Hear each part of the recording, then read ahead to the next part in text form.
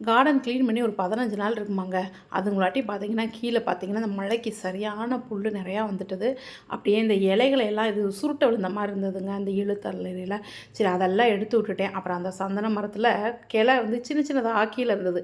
முடிஞ்ச சேர போட்டு மேலே ஏறி அருவாள் எடுத்து அத கட் பண்ணி போட்டாச்சு. கீழ இருக்க புற்களையுமே கொஞ்சம் எல்லாம் மேக்ஸிமம் க்ளீன் பண்ணிட்டேன்.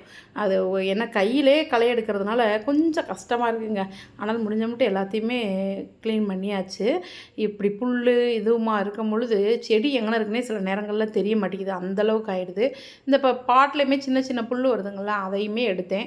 அது மத்த செடிலாம் ஏன் எடுக்கலைன்னு சொன்னா, அது குப்பைக்கீரையா இருக்க வாய்ப்பு இருக்கு, இலைகள பார்க்கும்பொழுது. அப்புறம் குப்பை மேனியும் இருக்கும் சிலது. சரி பார்ப்போம் வளர விட்டு அப்படின்னு சொல்லிட்டு விட்டுருக்கேன். மீதம் எல்லாமே க்ளீன் பண்ணி ஒரு இடத்துல மொத்தமா வச்சாச்சு. வெளிய எடுத்து கொண்டு போய் போடணும். இந்த ரோஸ் செடி பார்த்திங்கன்னா, நல்லா கட் பண்ண பின்னாடி தழைய ஆரம்பிச்சிருக்கு. பாருங்க நல்லா இலைகள் துளிர்கள் விட்டு சூப்பரா வருது. பார்ப்போம். இதே மாரி பக்கத்துல இருக்க அந்த பன்னீர் ரோஸ் வரல இன்னும். எப்படி வருதுன்னு பார்ப்போம். இந்த சேப்பங்கிழங்கு பார்த்தீங்கன்னா, நான் சும்மா தூவி விட்டது தாங்க. நட்டெல்லாம் வைக்கல. இந்த க்ளீன் பண்ணும்போது தான் அந்த மழைக்கு நல்லா தெரியுது. இப்போ தான் தழையுது. இது அழகா 2 இலை விட்டு வந்துட்டாக. 3 இலை விட்டு வந்துருச்சு. சேப்பங்கிழங்கு தான். இந்த சேப்பங்கிழங்கும் நம்ம பயன்படுத்தலாம். பொரியல் பண்ணலாம், வறுவல் பண்ணலாம். இந்த இலைகள நம்ம வந்து மேக்ஸிமம் யூஸ் பண்ணுறதில்ல. ஆனா இது கீரை தாங்க. இதையும் நம்ம பொரியல் பண்ணலாம். இந்த கீரையெல்லாம் கேரளா சைடு எல்லாமே நெறைய இந்த சேப்பங்கிழங்கு கீரையை யூஸ் பண்ணுவாங்க. நம்ம இதுவரைக்கும் யாரும் யூஸ் பண்ணி நான் பார்த்ததில்ல. இது வளரட்டும். நான் கீரைக்கு தாங்க அதை யூஸ் பண்ணணுன்றக்காக சரி வளரட்டும்னு சொல்லி விட்டுருக்கேன். இந்த மாரி தான் தூக்கி போட்டாலே போதும். அது மேலே லைட்டா மண்ண போட்டாலும் போதும். தண்ணி பட்டவுடனே அழகா துளிர் விட்டு சூப்பரா வந்துருங்க. இந்த கிழங்க ஏன் நான் நடவு பண்ணேன்னா, ரொம்ப குட்டி குட்டியா இருந்துச்சு.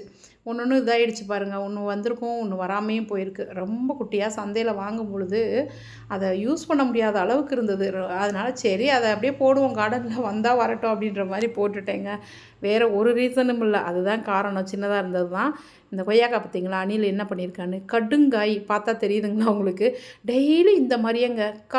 அளவு பெருசா கூட ஆகல. அதாவது ஒரு ஒரு முழு பங்குல ஒரு 1/4 பங்கு தான் அது வளர்ந்துருக்கு. அது முன்னாடி அத கடிச்சிருது. இனி பாருங்க அதே சைஸ்ல இன்னொன்னு இருக்கு. அத நாளைக்கு கடிச்சிருவா. இத என்ன செய்யன்னு எனக்கு புரியல. பெருசான முன்னாடியே சாப்பிட்டா என்ன? இந்த டேபிள் லெமன் நான் வாங்கி வச்சதுக்கப்புறம் பூத்துட்டா பார்த்தீங்களா? ஒரு குட்டி மொட்டு இருக்கு. அதில ஏற்கனவே அந்த லெமனோட தான் இருந்தது. ஆக்சுவலா அத டேபிள் லெமன்னு சொல்லலாம். டேபிள் ஆரஞ்சுன்னு சொல்லலாம். டேபிள் ஆரஞ்சுன்னு சிலர் சொல்றாங்க. அது பூத்திருக்கு. பார்ப்போம் இதெல்லாம் எப்படி வருதுன்னு.